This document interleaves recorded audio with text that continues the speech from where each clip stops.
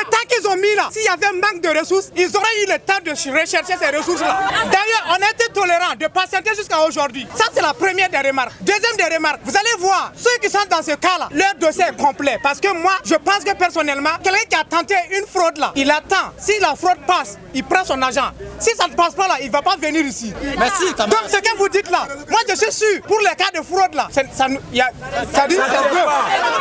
pas.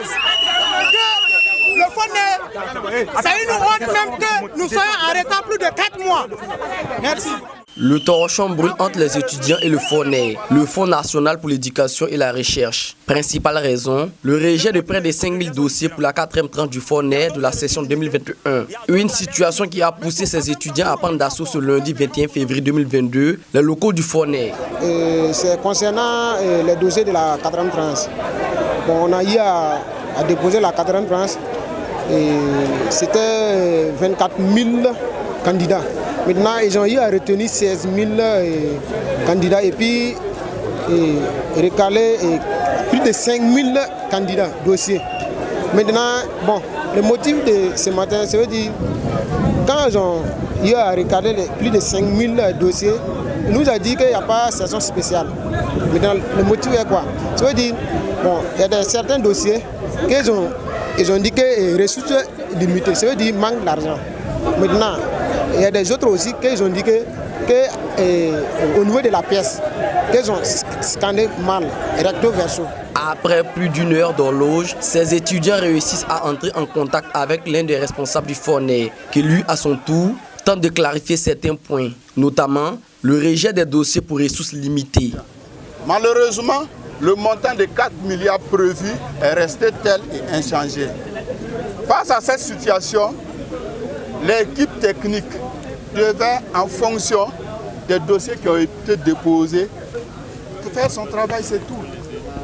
Faire son travail, il n'y a pas un refus. Je pense que les représentants des élèves, des étudiants au FONER, dans le conseil d'administration, ils ont pris part à la session de financement. La difficulté posée était là. Et moi, ce jour, j'ai attiré son attention, j'ai dit oui.